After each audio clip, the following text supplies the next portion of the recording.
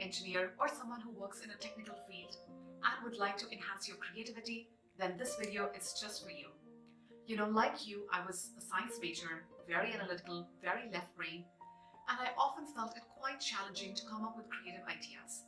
But in the last few years, I came across quite a few tools that help me tap into my creative mind, and in this video, I'll share the same with you. If you're here for the first time, my name is Kiran. I'm an author and I write about emotional resilience and wellness. The link to my book is in the description below. Before I delve into the tips, I first want to bring your attention to how our brain works. So our brain is divided into two parts, left and right, also called the left brain and the right brain. Now the way these two parts of the brain work are actually quite different. So the left brain is also called the analytical brain, and it processes information in a linear format.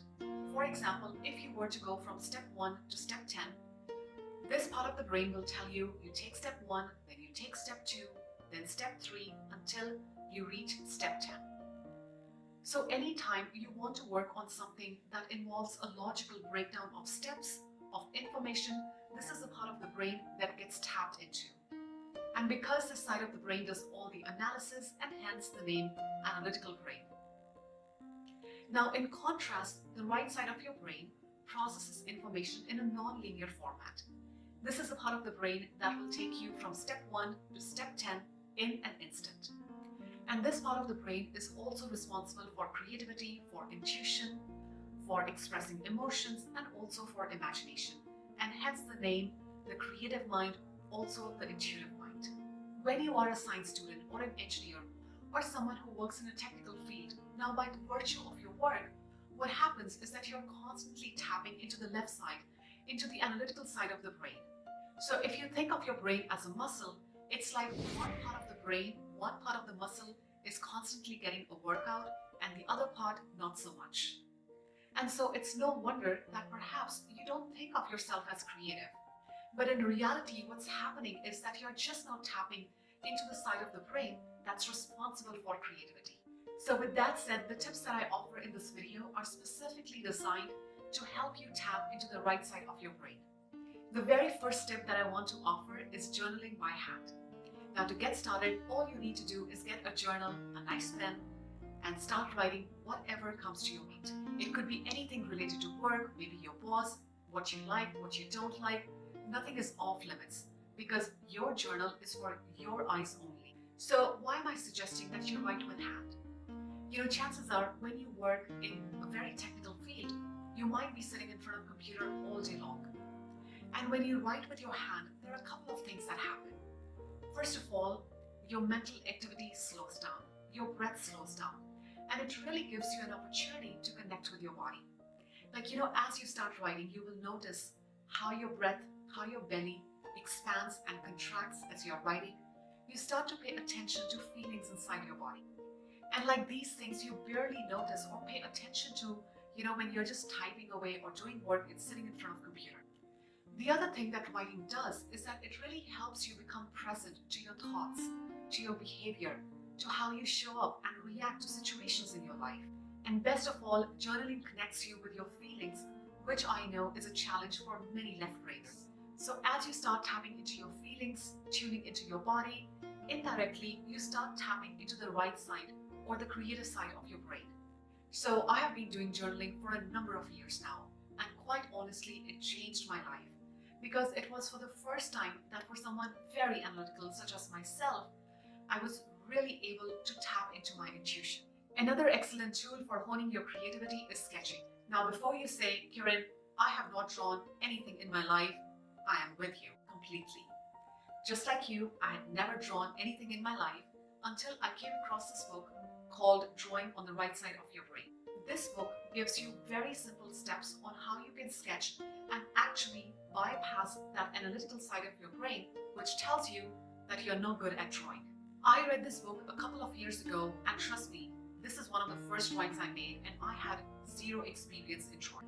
And again, you don't have to spend hours sketching. Just a 5-minute here, 15-minute there is more than enough. Chances are, if you are highly analytical, you might also struggle with perfectionism.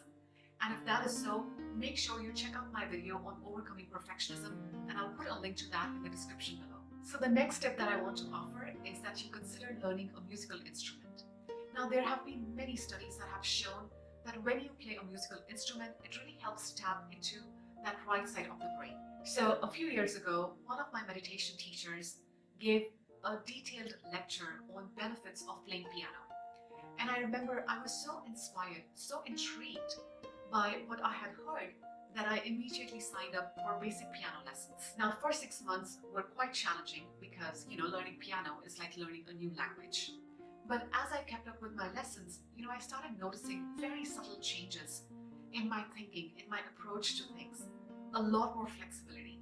And in general, I noticed that my focus improved exponentially. Again, my intention was not to become a musician, but just to learn the basics. And if this feels in resonance, I would really invite you to consider picking up any instrument that resonates with you, that speaks with you, and just practice it 10 to 15 minutes daily, or whatever your schedule permits. And I promise you that if you keep up with it, you will see a huge boost in your creativity. The next tip that I want to offer is that you make it a point to have fun. If you're constantly driving yourself into overwork, into exhaustion, you will find it much harder to tap into the right side of your brain, because the right side of your brain works best when you're relaxed and honestly doing nothing. You might be playing with your kids, or you might be out jogging, or you might be cooking, and then all of a sudden you'll have this idea and you'll wonder, where did this come from? And that is exactly how your intuitive mind works. Whenever I feel stuck in a project, I make it a point to step away from work and give my mind some much needed rest. I'll paint, I'll do yoga, maybe I'll go for a walk or a run. And every single time, what I have noticed is that when I come back, I'm always fresh and I almost always know the next steps. What is your favorite way to relax your mind and have fun? I would love to hear from you in the comments below. So equally important tip is that you learn to embrace all your emotions. Why do I say that? When you have an intuitive nudge, you will often find yourself saying, oh, this idea just feels right. You won't say this idea thinks right, but rather it feels right. So intuition is a feeling process. But if you are someone who doesn't trust your feelings, you might find it much hard to discern the messages that your intuitive mind is sending you. So as a suggestion, in your journal, explore your feelings, especially the ones you run away from. So the intention is not to get stuck in your feelings, but to allow yourself to express, to feel all range of emotions. Another suggestion to hone your creativity is that you make an effort to become more spiritual. Now, spirituality means different things to different people, and whatever it is for you, consider exploring it. Now, in my own experience, what I noticed was that the more time I spent in meditation, the easier it became to tap into those creative ideas. I don't know how exactly that works, but it does, so I just wanted to share. I hope these suggestions were helpful. Let me know in the comments below which one of these resonated most with you. If you like this video, please give it a thumbs up, share with your friends, subscribe to the channel, and I will see you in the next video. Thank you so much and have a beautiful day.